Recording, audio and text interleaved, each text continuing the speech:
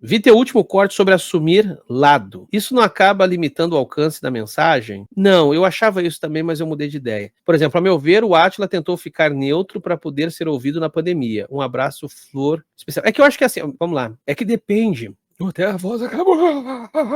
Vovô, bingolim, vovô.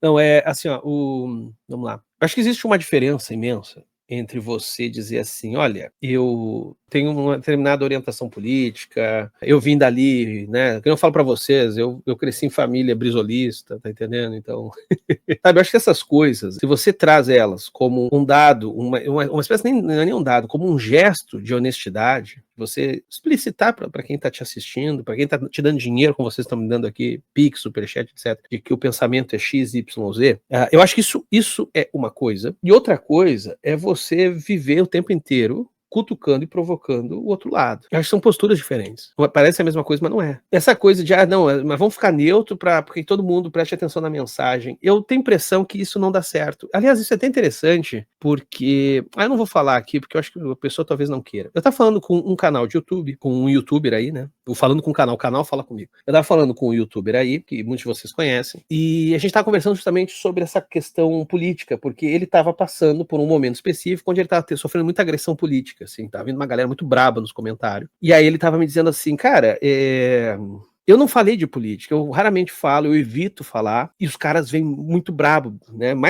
E assim, eu fui ver os comentários, eram comentários às vezes mais raivosos do que eu sofro aqui no canal, e olha que eu falo muito de política. E aí o que eu fiquei pensando, assim, é que hoje eu tenho a leitura de que essa neutralidade, essa pretensão de neutralidade por parte do criador de conteúdo e tal, ela mais vai na direção de uma certa opacidade do que de uma transparência. Então o que eu quero dizer é o seguinte, o fato do cara se colocar ali numa figura meio isentona, ou procurar ser discreto sobre a sua orientação política, faz com que as pessoas tenham ainda mais curiosidade sobre orientação e fiquem procurando pelo em ovo no que tu diz. E aí a tua mensagem, que tu não quis botar, entendeu o que eu quero dizer? A tua mensagem, que tu não quis colocar política para não gerar ruído, o fato de você não ter explicitado a política naquela mensagem, gerou ruído. E aí, muitas vezes, quando, seja, às vezes por uma interpretação ruim da pessoa, às vezes o público, às vezes um espectador X, ele tem uma interpretação tão equivocada do criador de conteúdo, mas ele, na cabeça daquele espectador, tá ali uma prova, um conteste que o criador de conteúdo é reacionário, ou é comunista, ou assim, e ele sendo do espectro oposto, esse espectador sendo do espectro oposto, ele vai lá e vai brigar como se tivesse sido traído. Seu filho da puta, eu te acompanho e tal, que decepção você falando isso. Esse tipo de comentário, que decepção, não sei o quê,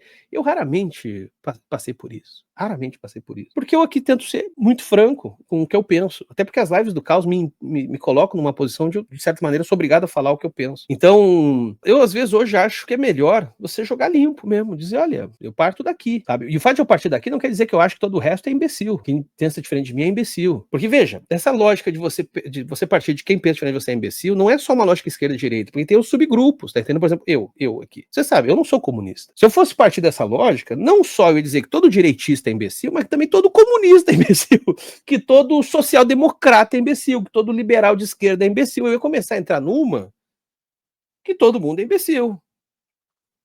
Se eu entrasse nessa de sempre agredir quem pensa diferente de mim. O que eu faço é assumir minhas posições, mas eu procuro, na medida do possível, conversar com todo mundo. Eu só não converso com quem eu acho que, às vezes, quer o mal dos outros, assim, sabe? Quando o antagonismo político começa a virar uma espécie de desejo de destruição do coleguinha. Aí eu já não colo junto, né? Por exemplo, esses dias eu vi não vou falar nome também de novo aqui para não gerar treta, mas esses dias eu vi um youtuber progressista, não sei se foi no Twitter ou no Blue Sky, falando assim, não, porque esses criadores de conteúdo de direita, cultura pop, eles têm que levar soco na cara e não sei o que. Eu fiquei pensando assim, irmão, primeiro, você não dá soco em ninguém, todo mundo sabe que você é um cagão. E segundo, essa postura agressiva, sabe pra quê? Pra tu pagar de machinho? Eu tô na vibe hoje em dia assim, olha, eu jogo limpo, tá ligado? Eu jogo limpo. Ninguém aqui que me assiste é obrigado a concordar com o que eu penso. Ninguém aqui é obrigado a aceitar as premissas, os meus argumentos. E beleza, irmão, eu também não sou obrigado a aceitar o de vocês. Só que eu procuro ser honesto. Agora, ser honesto também não quer dizer que eu tenho que ser transparente o tempo todo, porque às vezes o sarcasmo, a ironia também faz parte. E sim, ironia e sarcasmo dão brecha para as pessoas entenderem as coisas de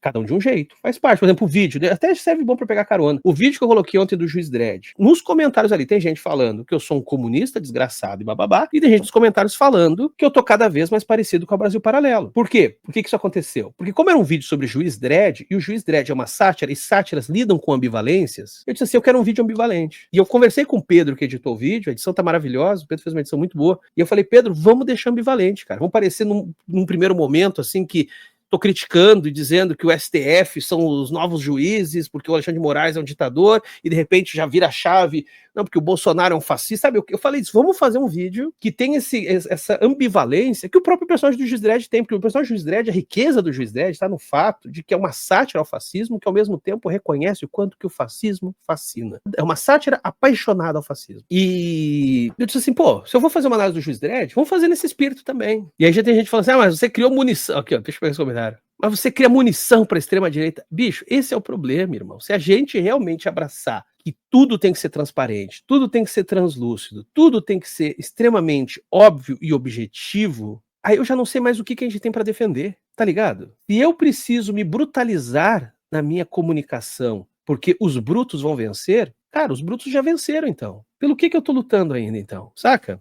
Porque faz parte da humanidade, no sentido amplo, não pessoas, da humanidade de ser humano, o meio dizer, a nuance, o falar uma coisa e pensar a outra. Sabe, essa coisa tão complexa e rica que é o ser humano, que produz poesia, a poesia é toda feita disso, tá ligado? Não, para não dar munição para a extrema-direita, vamos matar a poesia, vamos matar a ironia, vamos matar a sátira. Então, assim, o que eu tenho para defender? Cada vez mais vai sendo tirado coisas e eu disse, tá, eu tô defendendo o que ainda? Então, assim, para fechar e voltar no assunto, eu acho que neutralidade, além de ela não existir, não existe ninguém que seja neutro, eu acho que hoje ela produz mais ruído do que faz com que você consiga ser ouvido por todos. Eu acho que é mais fácil você ser ouvido, eu acho que a maneira mais fácil de ser ouvido por todos é você deixando muito claro como é que, não muito claro, não precisa nem ser muito claro, você deixando claro, não precisa nem ser muito claro, você deixando claro quais são os seus princípios.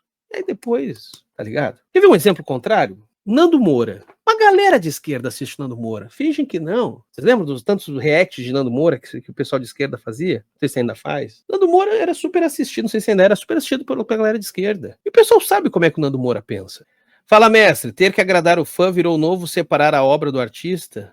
Tá, eu vou inferir que você tá falando isso, dando a entender o seguinte, que a galera tá separando a obra do artista para poder continuar produzindo conteúdo que agrada o fã. É isso? É isso que você tá falando? Dá para pensar outras coisas, mas eu acho que, pelo menos isso é o que me interessa. É que, bom, eu já falei várias vezes aqui, eu tenho até preguiça desse assunto. Quando é que separa a obra do artista? Quando interessa separar, é isso, ponto. Depende da análise que você tá fazendo, cara. Por exemplo, tu vai fazer uma análise narratológica. Eu quero fazer uma análise narratológica de, sei lá, digam uma obra. Senhor dos Anéis. Eu vou fazer uma análise narratológica, ou seja, eu vou pensar a estrutura narrativa de Senhor dos Anéis. Interessa o que o Tolkien pensa da vida? Não. Foda-se o Tolkien. Tolkien vá tomar no olho do seu cu. Não me interessa o que você pensa. Pode me ajudar, às vezes, a partir de entrevistas dele, ele dizendo que ele gostava de ler X, Y, Z, e aí eu olho a estrutura dessas obras que ele gostava de ler e posso fazer uma análise comparada. Mas uma análise, estritamente, da estrutura narrativa do Senhor dos Anéis, não depende do Tolkien para meter o seu bedelho, entendeu? Depende da análise que você faz. Agora, se você vai fazer uma análise considerando contexto cultural, contexto histórico, não tanto as intenções do autor, mas a biografia dele, o lugar onde ele viveu, que eventos históricos pelos quais ele passou, bom, aí isso já começa a ser interessante de tu olhar. E aí você já começa, aí você passa a aproximar mais a relação autor e obra. Ou seja, depende da análise, cara. Tem análises que realmente não interessa muito o que o autor tem a dizer. Já tem outras que o que ele tem a dizer pode ser relevante. Depende da análise, sacou? Fim. Isso é uma coisa muito bem resolvida do ponto de vista acadêmico. É uma discussão de internet, isso não é uma discussão acadêmica. No âmbito acadêmico, você vai atrás do que o autor tem a dizer quando é pertinente para a análise que você está fazendo. Tem certas análises que isso não é pertinente. Eu mesmo, vocês podem notar que eu muito pouco trago aqui no canal falas, dizeres, entrevistas com os autores. Por quê? Porque eu não tenho muito interesse em escutar o que o autor tem a dizer. Eu quero escutar a obra. Eu quero saber o que a obra está falando. As intenções do autor muito pouco me interessam, até porque às vezes o autor pode ter intenção X, mas a obra comunica Y. A obra é um ser vivo, tá posto no mundo, ele vai produzir sentidos diferentes do que o autor muitas vezes espera. Acho um saco quando as pessoas acionam o autor para ele explicar o filme, para ele explicar o quadrinho, para explicar as coisas. Alguém pergunta, deixa eu pegar essa pergunta aqui, apesar de ser pobre, não ter dado um superchat, mas aí não cai no anacronismo? Repito, não necessariamente, depende do que você está analisando. Fim. É isso que eu tô falando. Depende do que você tá analisando, cara. O que eu mais vejo, e na internet se faz muito, é analista preguiçoso. Agora vocês conseguiram me irritar. O que eu mais vejo nesta merda é analista preguiçoso que não consegue se responsabilizar pela sua própria leitura, pela sua própria interpretação, e daí vai desesperadamente pegar uma entrevista descontextualizada com o autor para dizer ao autor: aqui deixou claro que a obra significa isso. Eu peguei o exemplo do Angel Zeg, agora entrou vídeo essa semana, do anime Angel Zeg, que eles foram atrás ali do autor, o Mamoroshi, né? Foram atrás do autor, aí ele deu uma entrevista falando que ele estudou para ser padre, né? Ele foi seminarista, se não me engano, e depois perdeu o interesse e vazou. Aí aquilo foi traduzido do japonês para o inglês, dando uma ênfase de que ele se desencantou com o cristianismo.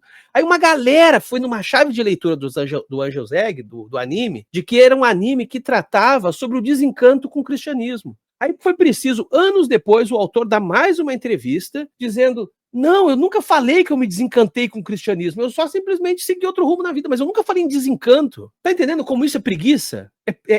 No fundo, é assim, ó, você não tem culhão para sustentar a sua interpretação, tem que buscar uma espécie de figura paterna. Você confunde autor com autoridade, aí vem aquele anjo imaculado do céu com seus ovos na sua cara para dizer para você qual é o sentido das coisas. Mas enfim, voltando para o papo, quando é que você traz as intenções do autor, ou quem ele é, a sua biografia, quando é que você traz? Depende da análise. Esse vídeo é um corte da Live do Caos que acontece no canal do Quadrinhos da Sarjeta todo domingo à noite por volta das 9h30, geralmente. Então curta e compartilhe este vídeo. E se inscreva lá no Quadrinhos da Sarjeta, assim como aqui no Cortes da Sarjeta, pessoa vagabunda.